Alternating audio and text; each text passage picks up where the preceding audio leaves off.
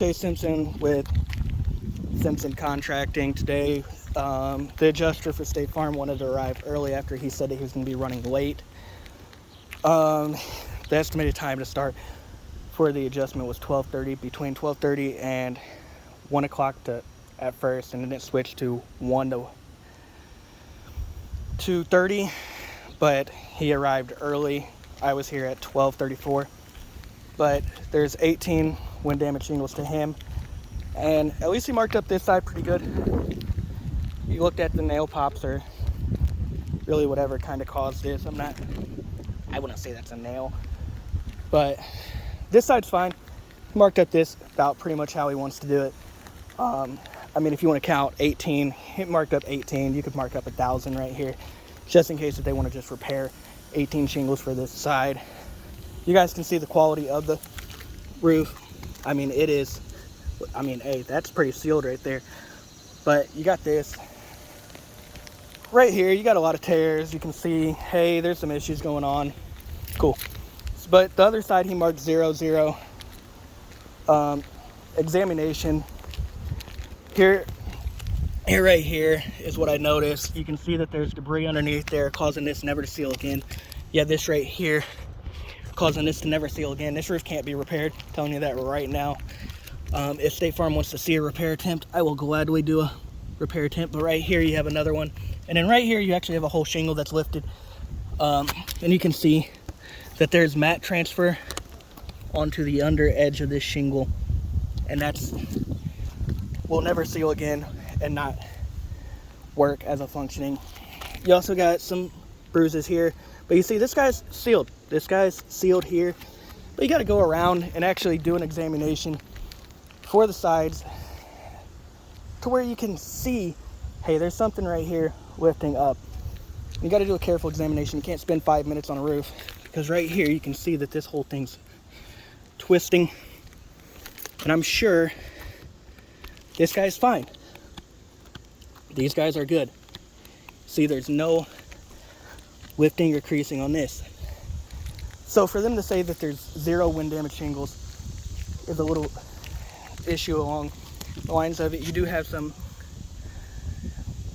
damage on the edges of the shingles that should probably be notated, at least from that standpoint. You have a soft spot right here in the decking.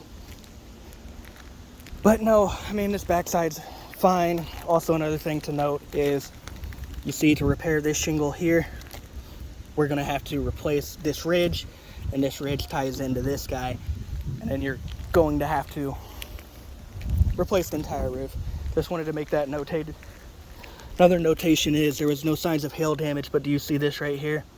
That's a whole splatter. This is recent hail as well, which is a different claim,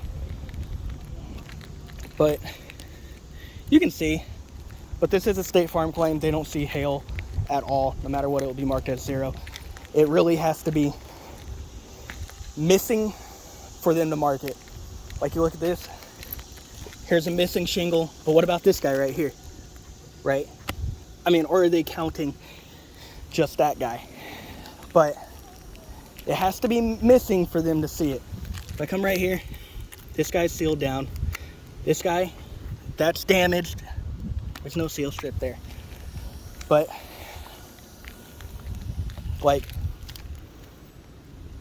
I mean, to me, if you're going to say that there's 18 wind damage shingles, you have to at least put a plus sign for, because there's not just 18 shingles here. No matter what, they're going to cover this side, right? There's no way that they can't. I mean, you got these guys here along the edge. If I see a repair for 18, that would be actually funny. I'll actually cry at that point. But, you know, you have to look at this too for any kind of hail damage to the flat portion. But yeah, so I mean, hopefully this ties into a full approval. It's definitely one side approval right now, and then depending on the person's coverage or however they want to say it. But this is fine. This shingle right here is what worries me for this side. But yeah, you can see this is coming up where it resealed. There is a crease along there. It's small, but it's there. So definitely fun. But no, I'm kind of interested to see like when this hail take place, because this looks pretty fresh. You guys can see the oxidization, and it's pretty large, but you can see that, right? I mean, like I said, there, see that right there? It's probably old hail, to be honest, right there. But I mean, it's hilarious because it's like up on this roof. I'm just going around looking at this with you to kind of see, and this is what I marked right here. I mean, that could be a good hit, right? You also do have some moss growth, which you have to kind of notate. Like this right here, that ain't gonna be hail. That's probably gonna be from the tree. So there could be, I guess, a couple things from trees or whatnot. That's why you have to actually do a thorough inspection to see, oh, okay, what is this? Because is this from the wind where it knocked something out and then it scraped the shingle? Is that what happened? Well, we don't know, because the inspectors aren't licensed to come out here. They're not adjusters, because no adjuster is just going to write up these test squares like this. Adjuster would come out here and document the full claim if they're legitimate or not. But yeah, so this right here, I'm guessing is probably algae growth. But I mean, there's some, I don't know. But no, this is funny. 0-0. And I mean, you guys can see where that's lifting up. And there's also several other ones that lift up as well, where you can see there's something going on. But this side too, kind of having the same thing. It's kind of cool, looking at roofs. Also, another thing to notate is the shed back here was completely ignored and not looked at. And as an insurance company, a policyholder is owed a full inspection. At least if I'm paying for insurance, I want on my home a thorough inspection to be done. And this is what the homeowner told me, is she wanted her back shed roof looked at. Well, hey, if there's a missing shingle there, you have that going on. If that doesn't reflect in the insurance estimate, then you have an issue. And I'm also going to send this insurance to State Farm themselves, so they can kind of review, hey, there's 18 wind damage shingles here. You have this nail pop here. What caused this nail to pop? Right, this shingle ain't even sealed no more. The tar strip is broken. That's wind. It's not a nail pop. That flashing is damage from wind. It has broke the seal right here. There you go. But we like this. Pretty easy. Pretty easy claim. Full roof.